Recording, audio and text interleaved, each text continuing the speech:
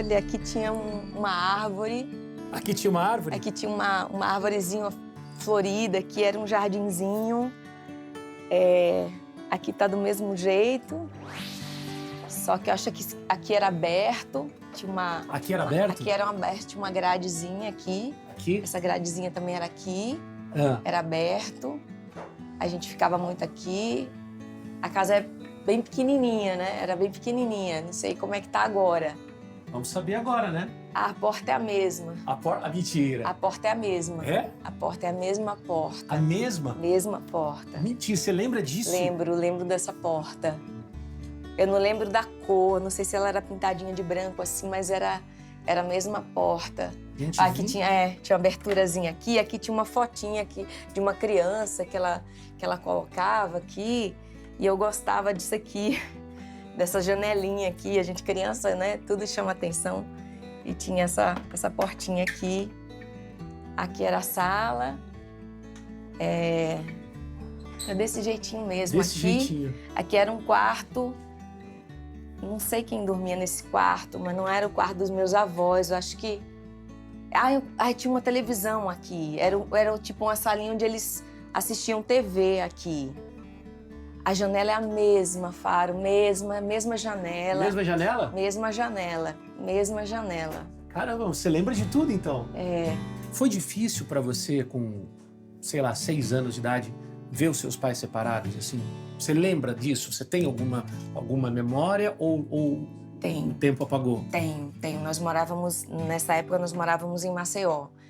E eu me lembro que um dia tinha uma praça em frente do apartamento onde a gente morava. E um dia meu pai levou a gente pra praça e ele chamou cada filho.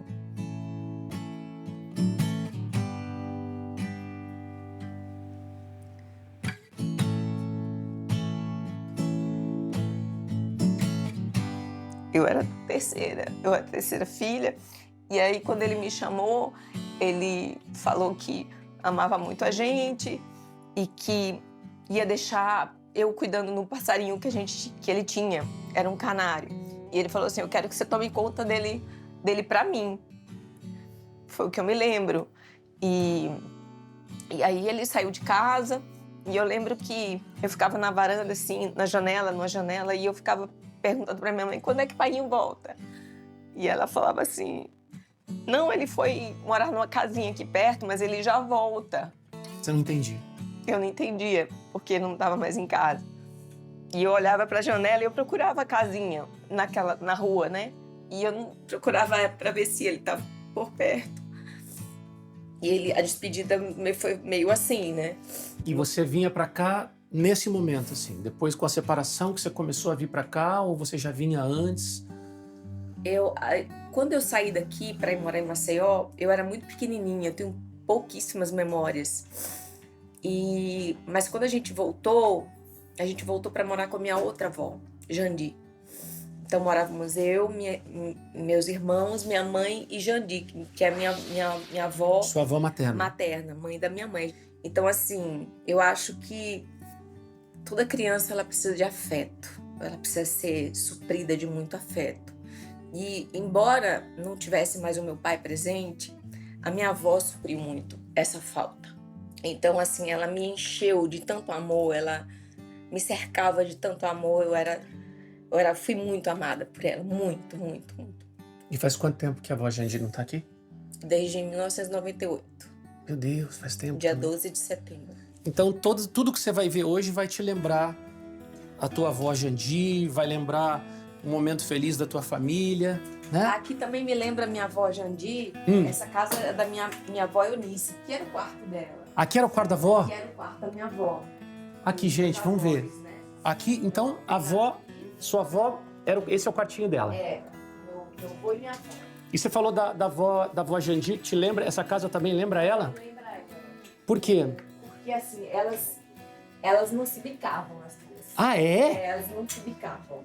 E a melhor amiga da minha avó Jandi morava aqui. Do lado? Do lado.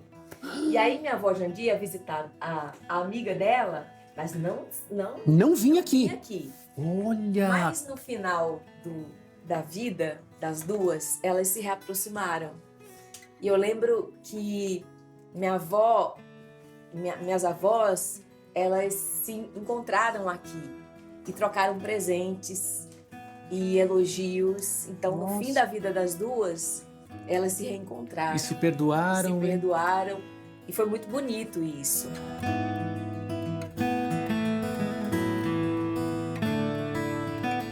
Uma coisa que você de casa deve estar se perguntando assim, mas Raquel Sherazade. Sherazade, todo mundo sabe a história da princesa Sherazade. Sim. Né? Sim. Mas quem te deu esse nome? É verdade que foi essa avó aqui, a avó Eunice, que colocou Sherazade no teu nome? Foi ela.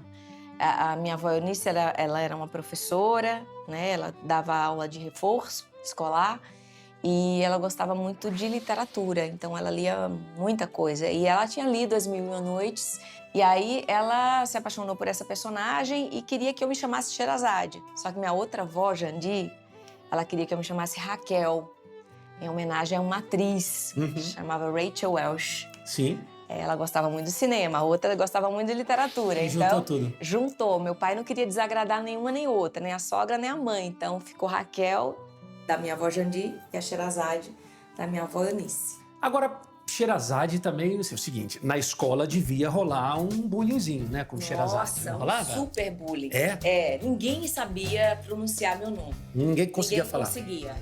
Então eu era uma criança muito tímida, muito tímida. Eu ainda sou uma pessoa tímida, mas eu era uma criança muito tímida. Ninguém ouvia minha voz na sala de aula, né? Eu procurava me esconder de todo mundo. Então na hora da chamada era certo que eu ia aparecer, porque o professor engasgava no meu nome e perguntava: como é que é mesmo seu nome? Ai, Jesus. E aí a criançada caía na gargalhada: olha o nome dela, achando o quê, não sei o quê. E aí eu queria encontrar um buraco para me enfiar, sabe? E eu tentava dizer o meu nome, só que eu falava muito baixinho. Entendi. E aí ninguém escutava. Como é mesmo? Repita! Ah. E aí eu tinha que falar. E aí a criançada caía na gargalhada de novo, porque eu não entendia nada. E toda a minha vida foi assim, tendo que explicar esse nome para todo mundo. Mas quando que Sherazade virou motivo de orgulho?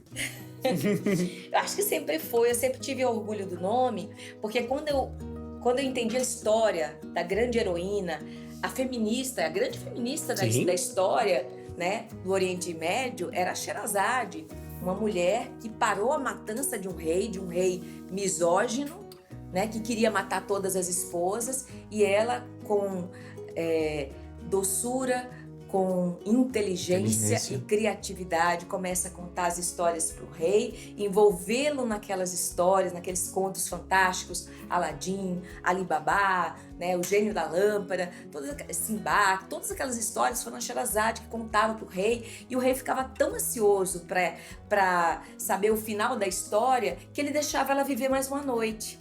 E assim foi indo. 1001 noites. Então, quando eu soube da história dessa grande heroína, eu falei, nossa, isso é uma heroína, é uma princesa que eu gostei de ser, né? Tá vendo? Não era aquela princesa apática, que não faz nada, fica esperando o príncipe chegar no cavalo branco. O príncipe faz todo o trabalho por ela, né? Não tem isso. Não, tem. Essa tipo de princesa eu não queria ser. É outro tipo de princesa, né? Se é que a galera já não entendeu, né? Bom, vamos continuar? Porque a gente tem aqui, ó... Bom, essa aqui é tipo uma salinha. Aqui era a cozinha. Aqui era a cozinha? Aqui tinha um banheirinho, só tinha um banheiro na casa. O banheirinho era assim. Ficava aqui? Ficava assim, era um quadradinho assim, era bem pequeno. E aqui era a cozinha? O resto era a cozinha. Aqui eu acho que era pia, não tinha essa parte. Não tinha aqui essa... era pia, e o fogãozinho dela ficava aqui. E ela fazia um feijão, que era o melhor feijão do mundo. Você lembra do feijão? Lembro do feijão dela, que eu era muito ruim de comer, não comia nada, mas na casa dela eu comia feijão e batatinha frita.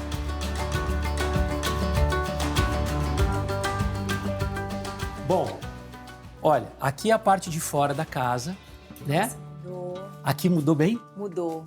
Aqui, Rodrigo, tinham umas árvores aqui, tinha uns pés de cana que meu avô cortava. Ele era magrinho, ficava sem camisa.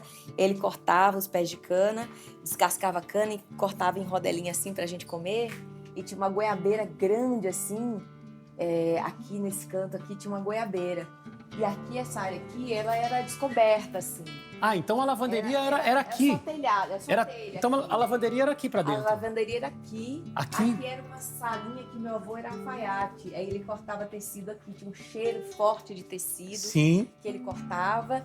E junto dessa salinha, aí ficava uma mesa comprida com os banquinhos assim compridos, e era onde a gente almoçava.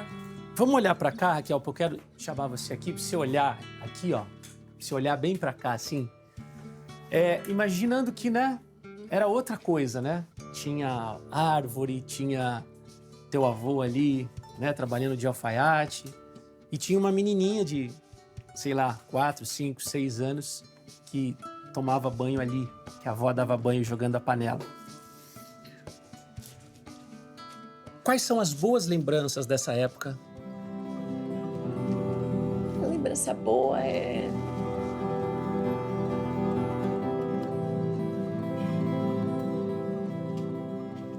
a família que a gente tinha, era esse carinho que a gente tinha, era a gente junto, né? Os irmãos, nós éramos em 4 até então, a gente brincava no quintal, a gente gostava de comer cana, de chupar cana que meu avô tirava. Meu avô era um homem muito simples, muito humilde e muito calado, mas muito amoroso, um homem.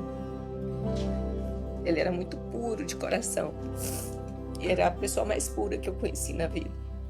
E aí você vinha pra cá, aí como é que era? Sua avó pegava uma panela, botava todo mundo ali, aqui no cantinho. Aí ela colocava a gente em cima da lavanderia. Ela pegava uma panela de alumínio, aí enchia e jogava, era quente, sempre foi quente, João Pessoa, né? Então era um frescor ali que ela jogava na cabeça da gente, dava um banho lá na gente. Dava banho em todos os irmãos aqui? Todos os irmãos aqui, era um por um.